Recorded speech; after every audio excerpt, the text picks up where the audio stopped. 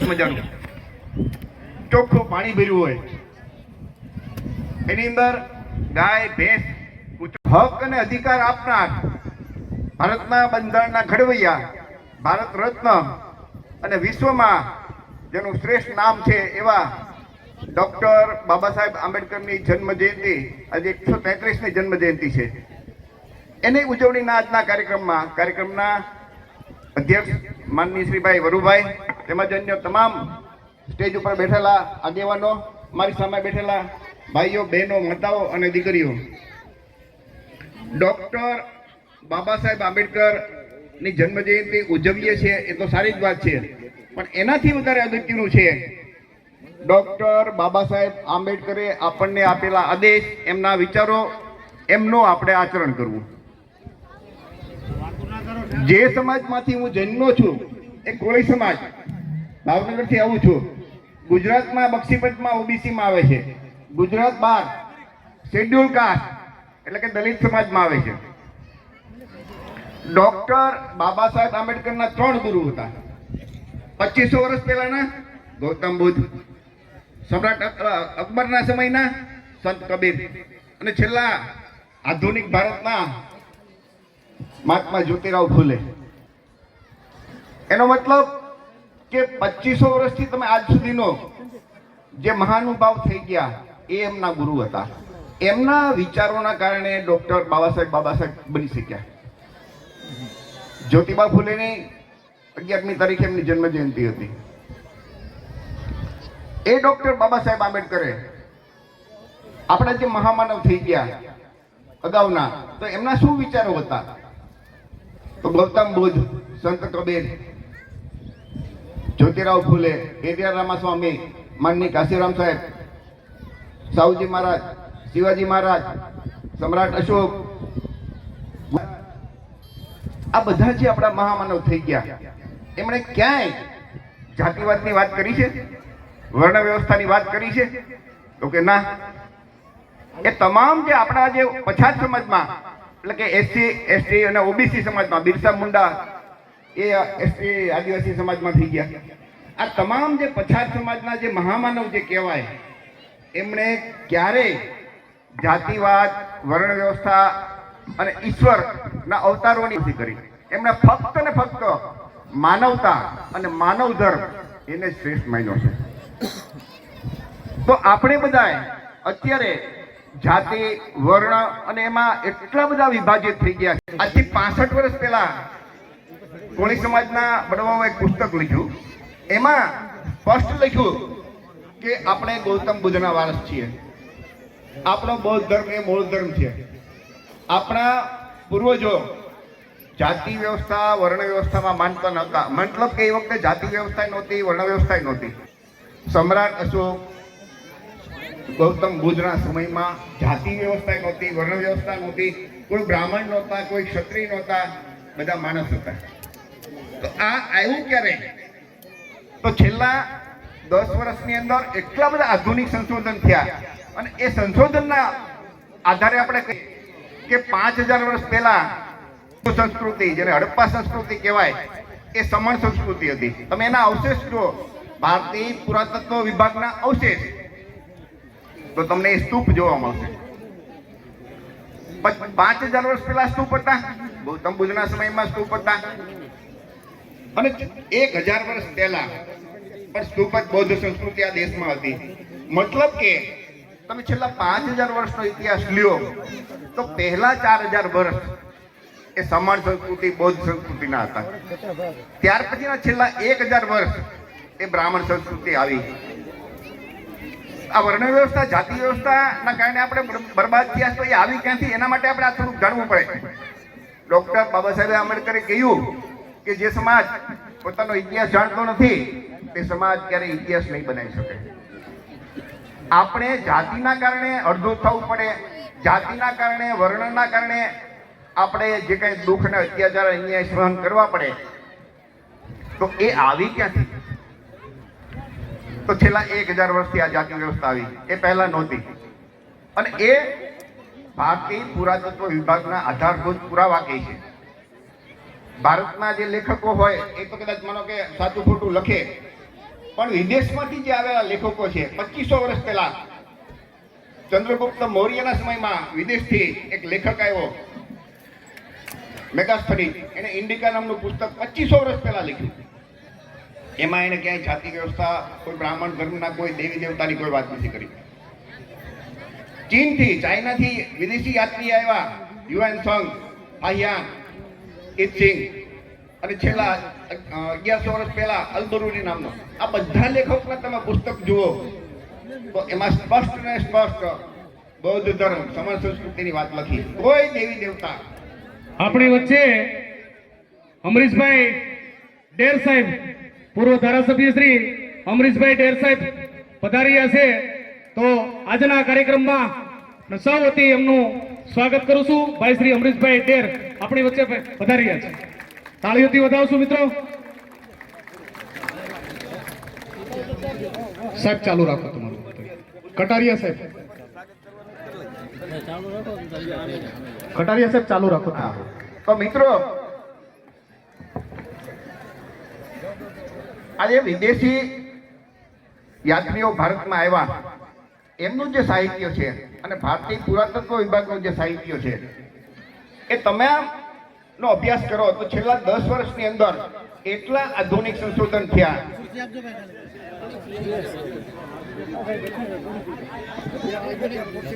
એ સંશોધનમાં એવું બહાર આવ્યું કે ભારતમાં ક્યારેય વૈદિક ધર્મ હતો જ નહીં, ક્યારેય વર્ણ વ્યવસ્થા હતી જ નહીં, જાતિ વ્યવસ્થા હતી જ નહીં.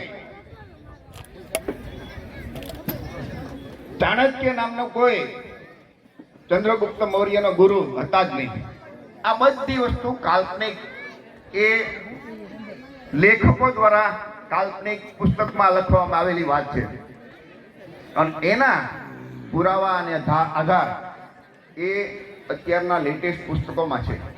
ડોક્ટર બાબા સાહેબ આંબેડકર એટલું બધું લખીને ગયા છે કે જો તમે વાંચો તો બીજું કાંઈ વાંચવાની જરૂર નથી. એમના વિચારો છે શું સમજાય. ડોક્ટર બાબા સાહેબ આંબેડકરે 14 ઓક્ટોબર 1956ના દિવસે 22 પ્રતિજ્ઞા આપી.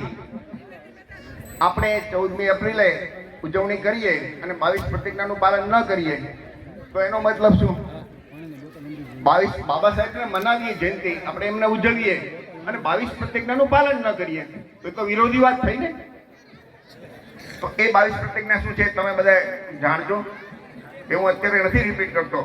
પરંતુ આપણે જે જાતિ વ્યવસ્થાની વાત કરીએ તો એ આધુનિક સંશોધનમાં આ તમામ વસ્તુ સાબિત થઈ કે ઈસવીસન 788માં જે 5000 વર્ષથી 788 સુધી બૌદ્ધ સંસ્કૃતિ ચાલતી હતી, પરંતુ કનિષ્કના સમયમાં આજથી 2000 વર્ષ પહેલા બૌદ્ધ ધર્મના 2 ફાટા પડ્યા, મહાયાન અને હીનયાન.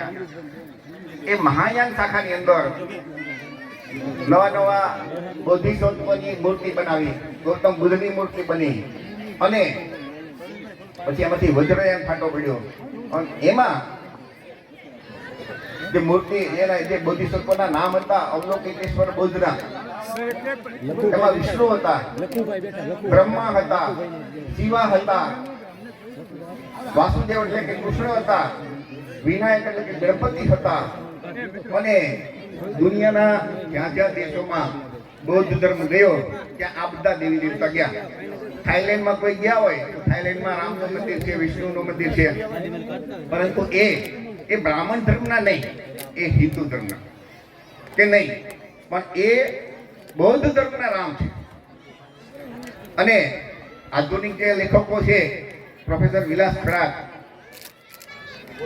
આપણા જે ચિંતક છે વામન મેશ્રામ, ઇતિહાસકાર છે રાજીવ પટેલ, બીજા એક ભાષા વિજ્ઞાની છે ડોક્ટર રાજેન્દ્ર પ્રસાદ સિંહ, એક લેખક છે ડોક્ટર સુરેન્દ્ર અજ્ઞાત.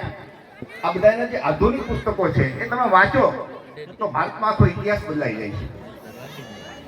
ઈસવીસન 788માં એ જ શંકરાચાર્યનો જન્મ થયો અને એમણે પહેલી વખત જે બૌદ્ધ સ્તૂપ હતા એ બૌદ્ધ સ્તૂપનું શિવલિંગમાં પરિવર્તન કર્યું. જો હિન્દુ ધર્મ કે બ્રાહ્મણ ધર્મની સ્થાપના ત્યાંથી શરૂ થઈ. બૌદ્ધ ધર્મના જે સ્તૂપ હતા એનું એ શિવલિંગ બનાવ્યા. અને એ રીતે પૂજા શરૂ કરી.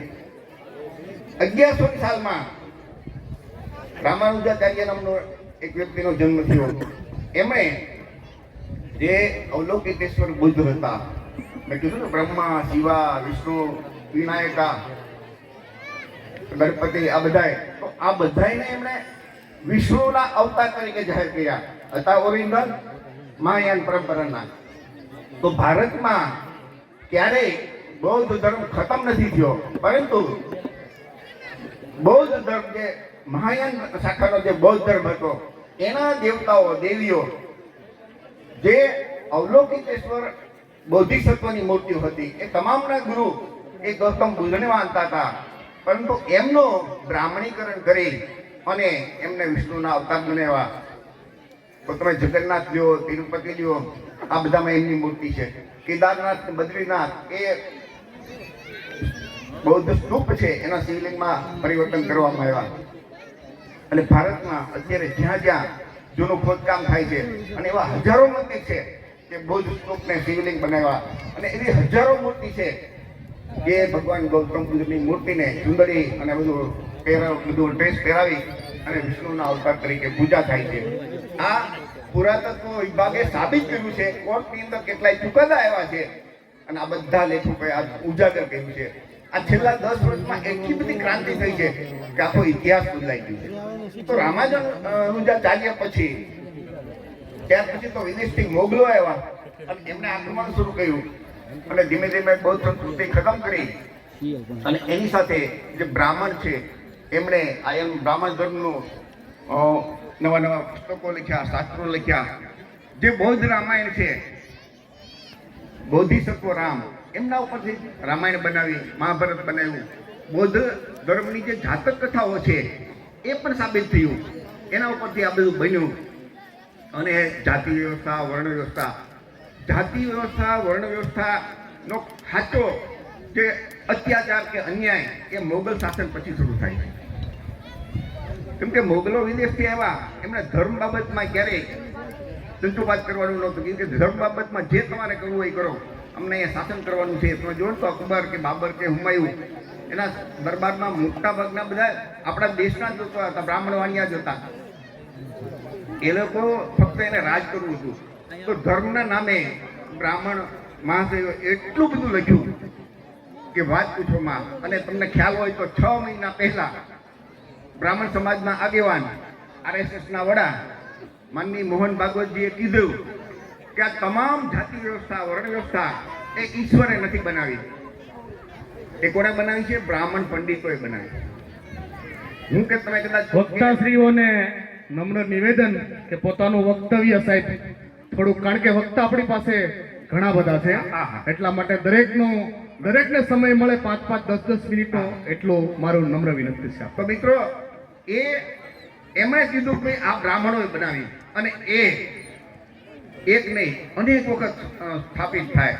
તમે જુઓ તો ધર્મના નામે, જાતિના નામે ભેદભાવ, આવું કોઈ ઈશ્વર કરે? ખરેખર માની લો કે ઈશ્વર છે, તો ઈશ્વર એના 4 બાળકો પ્રત્યે કોઈ ભેદભાવ કરે?